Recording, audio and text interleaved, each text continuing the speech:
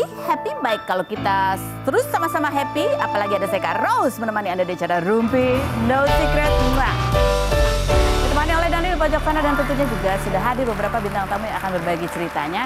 Yang pertama ada Dilan Kar dan Sarah. Hai.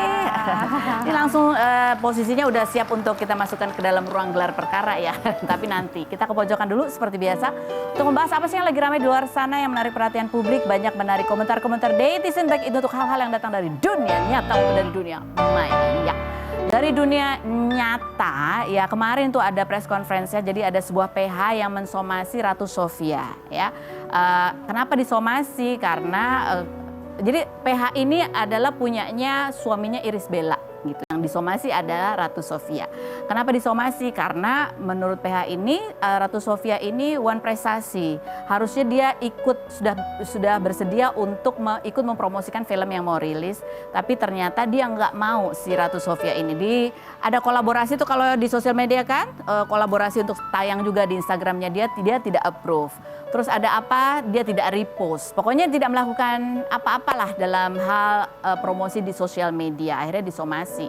Terus kenapa disomasi? Karena ternyata 3 bulan yang lalu itu ada tuh Ratu Sofia di sebuah podcast itu dia bercerita bahwa ada sebuah film yang dia tuh jadi enggan untuk promosi pokoknya karena merasa pada saat syutingnya dia nggak nyaman. Syutingnya itu tahun 2024 ya. Kenapa nggak nyaman? Karena ada sebuah adegan vulgar yang menurut dia tuh harusnya pakai peran pengganti tapi tidak ada peran pengganti. Jadi dia merasa terpaksa, dia tidak nyaman sehingga dia juga tidak nyaman untuk mempromosikan itu. Nah ya, tapi kalau menurut ibunya Ratu Sofia, ibunya malah bilang gitu lah orang dia sendiri yang pengen syuting karena dia suka sama ceritanya ya kan. Pas ada adegan vulgar itu dia bahkan yang menawarkan diri untuk nanti aku ikut membujuk bapaknya. Karena bapaknya yang tadinya juga nggak setuju ada adegan itu gitu ya. Coba seperti apa sih? Kita lihat. Tapi kalau dilihat emang mereka lagi masa promosi dari sejak 1 Mei kemarin gitu ya. Nah ini juga menarik gitu kan tadi ada disebutin ya ini jadi masalah sejak dia lagi deket sama si itu gitu.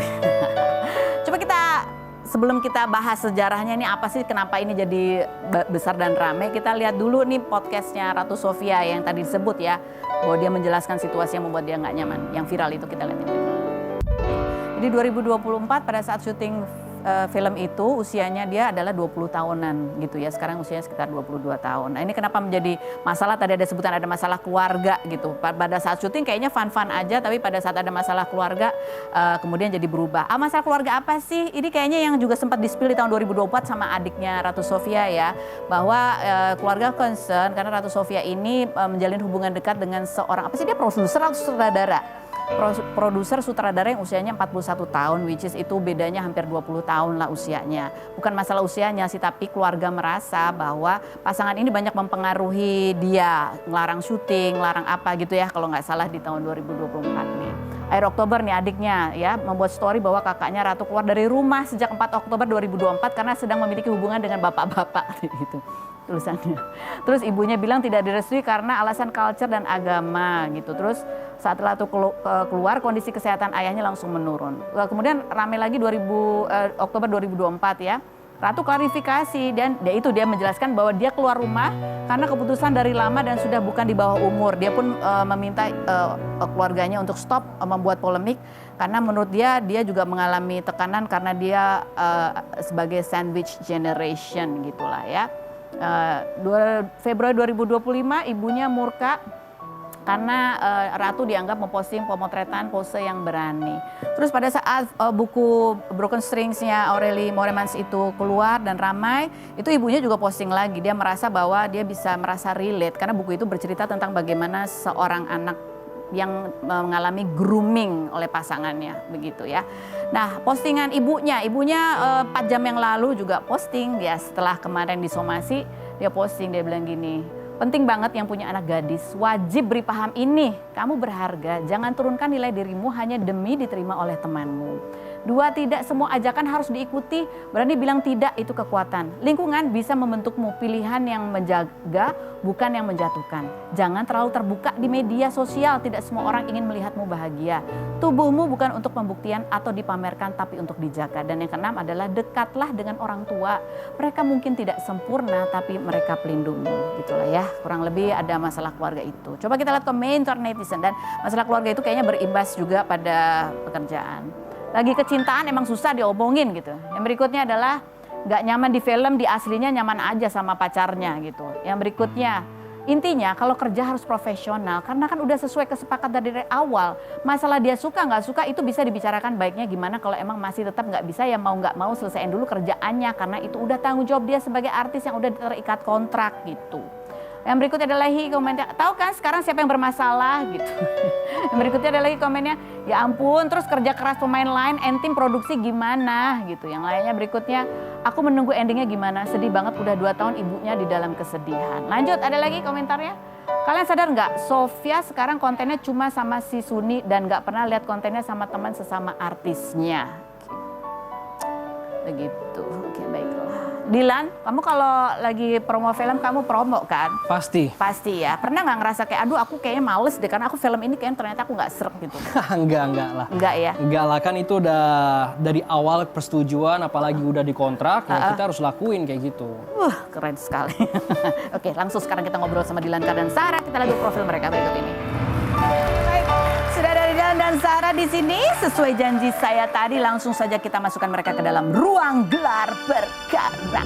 Wow, berat ya. Oke, silakan kamu sampaikan ke Dilan apa yang kamu inginkan dia stop kebiasaan. Stop, Dilan, stop kebiasaan ini. Kamu juga, Sarah, kurang-kurangin deh kebiasaan ini. Oke, kita mulai dari sekarang. Silakan. Dilan, stop main game sampai pagi. Ara, stop ngelarang main game. Dibalikin. Dilan, stop ngajak aku makan malam. Ara, stop nyuruh aku terserah makan. Oh, terserah ya, perempuan banget. Oke. Dilan, stop nyuruh aku selalu Ayo. Apa yuk? Ayo apa?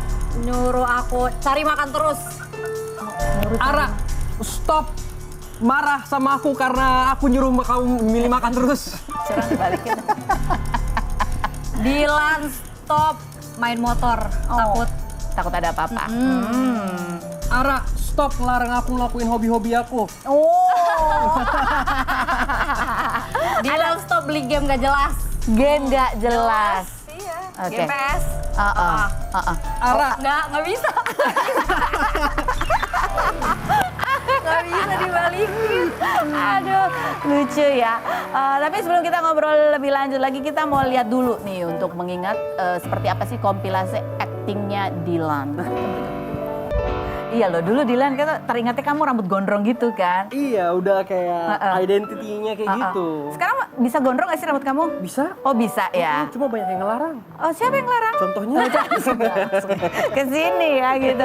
Kamu kalau lihat dia acting kan tadi dari zaman dulu, tadi sempat komentar, ih waktu masih cakep katanya. Jujur aku emang suka banget dia zamannya sinetron ya. Anak Jalanan. Anak Kenapa? Langit gitu. Masih kurus, terus kayak aduh masih mantep deh. Jadi Terus maksudnya aku dapetnya sekarang yang kayak gini. Ya ampun. masih ganteng. Karena sering makan malam ya, makannya malam.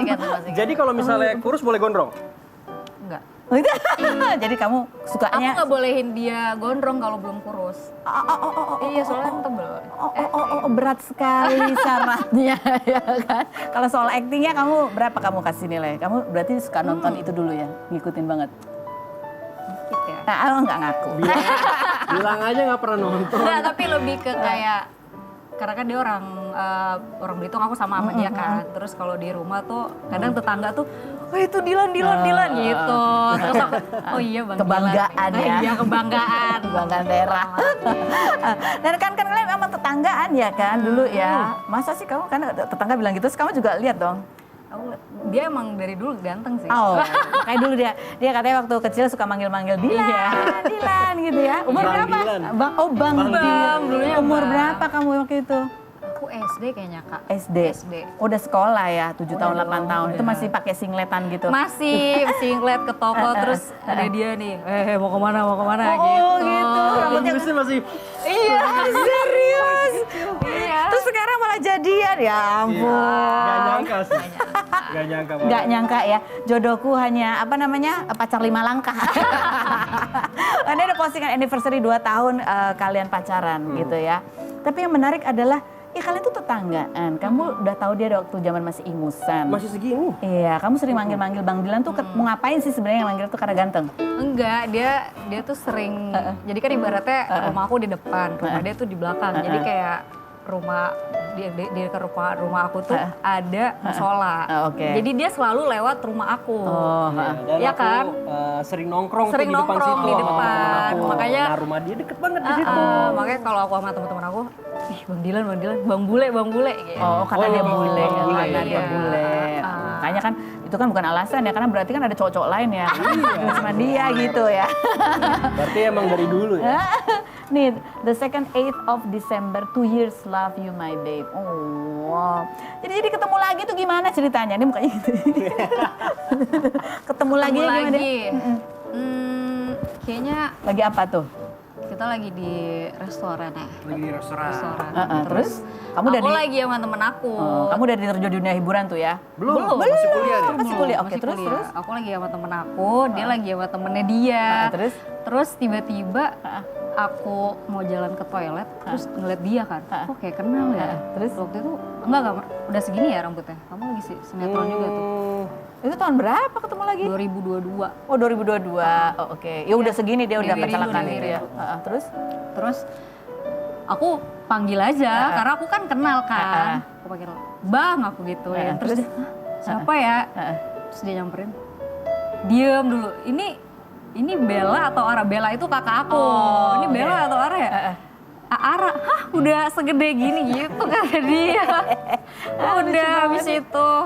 Terus dia ngechat ya, biasalah cowok. Oh, terus kan kamu katanya sempat ada masa di mana saling ghosting ya? Siapa duluan yang ghosting? Dia duluan. Kamu. Lagi deket sama siapa waktu kamu? Jangan. Gitu. Jadi karena waktu itu umur kita jauh kan, dan dia juga masih kuliah. Takutnya kalau dibawa ke jenjang yang lebih serius, dia itu masih pengen main-main. Takutnya waktu itu kayak gitu. oke. Apalagi kan aku kan umurnya udah lumayan Kita bedanya 6 menengah lah. tahun Udah- by the way. Pas lah. udah pengen yang ke jenjang berikutnya. Oke. Di saat itu yang aku takutin dianya belum siap. Oh. Makanya. Oke. Tapi masih ada harapan, makanya di ghosting aja. Oh, di ghosting dulu ya. Jadi agak pancing, tinggal bentar ya. Iya. Terus habis itu kamu bales. Aku bales lah. Aku galauin dia waktu itu. Iya beneran. Terus mau nyusun skripsi lagi kan. Oh. Lagi kayak, Udahlah gitu. ah Kan aja. udahlah nih cowok emang Nggak jelas bener-bener ya. gak jelas gitu. Terus akhirnya jadiannya gimana tuh? Gimana ya? Begitu lulus ya langsung.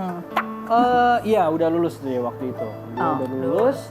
Jadi awalnya itu oke lah ini mungkin Belum pernah diceritakan di mana-mana. belum ya? ceritain Oke. oke mungkin dia ini bakal bisa dibawa serius, bakal bisa dibawa ke jenjang berikutnya, aku mikirnya kayak oke. gitu. Terus? Dan akhirnya setelah bertahun-tahun nih aku dapet pasangan yang nggak di dunia acting. Awalnya mikir gitu. awalnya mikir. hukum nih, lulusan hukum nih, mantep nih.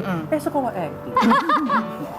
Ya mungkin dia ingin menyelami duniamu ya. Iya, ternyata emang Menyesuaikan. kita cita-citanya untuk jadi aktor juga. Oh, enggak jadi ya udah kan. Berarti kamu ini karena kamu ngerasa udah mau serius nih. Udah 2 tahun nih kan jalanin hubungan. Iya dong. Jadi terus sampai mana sekarang? Ya, gimana nih? Coba. Udah gimana? Bener. Aku sebenarnya dari awal banget pacaran bener-bener official gitu, dia udah nanya lah, maksudnya ini gue tuh pengennya serius gitu. Terus? Sedangkan umur aku waktu itu baru 19. enggak 20-an. 2023 tuh 2003 ya. iya 22 tahun kan. Itu kan sebelum papa meninggal kan. Terus aku bilang, aduh kalau nikah kayaknya belum deh, soalnya aku baru banget wisuda kan. Masih mau. Iya masih kerja. mau ya mau explore lah, aku bilang gitu ke dia. Terus dia ya udah deh aku tunggu. Nah. Tiba-tiba pas aku syuting film, Hah? dia nanya lagi tuh, kamu nyamperin di Jogja kan? dia nyamperin aku di Jogja. Itu pertama kali aku syuting film, dia nyamperin. Terus dia nanya lagi, Kak, ini gimana nih? Terus? Aku bilang, nggak bisa. Ini bokap aku sakit. Aku bilang, ini bokap aku sakit. Terus gimana? Yaudah ntar dulu ya, sabar dulu. Kalau mau nungguin, ya udah gitu. Terus Ya, akhirnya? sampai sekarang. Maksudnya kayak ya udah kita jalanin dulu aja gimana ya. Ya, Cuman sekarang kalau nggak gitu plannya kan. sih, Sekarang nggak gitu kalau kan. plannya ada. Masih prepare lah. Masih prepare ya. Kamu sendiri sudah siap secara materi atau apalah gitu yang menurut kamu itu perlu disiapkan sebelum menikah? Insya Allah. Insya Allah ya, sudah yakin ya, sudah mantap ya. Sudah mantap. Ini ngomong-ngomong soal ayahnya gitu ya, tahun 2025 ayah menikah. 2024 awal Februari. Dan ya ini pasti buat semua anak kehilangan orang tua itu sedih banget gitu. Dan kamu juga menulis di sini di postingan kamu ya, seketika dunia berhenti berputar, nafas juga pun ikut berhenti, Pa. Pa, yang adik takutin selama ini terjadi. Adik kehilangan separuh jiwa raga. Tapi adik harus kuat kayak papa nahan sakit udah lama. Tapi didiem-diemin terus sekarang ninggalin kita semua. Tapi sekarang papa sudah sembuh total karena papa dan insya Allah papa husnul khotimah. Pa, bakal kangen banget sama besti aku. Ya. Apa ya? Nah, yang paling berat yang kamu rasakan dalam kesedihanmu itu apa? Dia belum ngeliat aku lihat di film, lihat di layar kaca di TV lah, belum pernah sama sekali. Soalnya aku waktu itu yang aku balik lagi yang syuting film itu kan itu aku pertama kalinya syuting film di bulan Januari, yang sedangkan dia meninggalnya bulan Februari, cuma 1 bulan doang kan. Terus singkat cerita, karena aku syutingnya di Jogja, dia tuh kekeh gitu loh, Kak.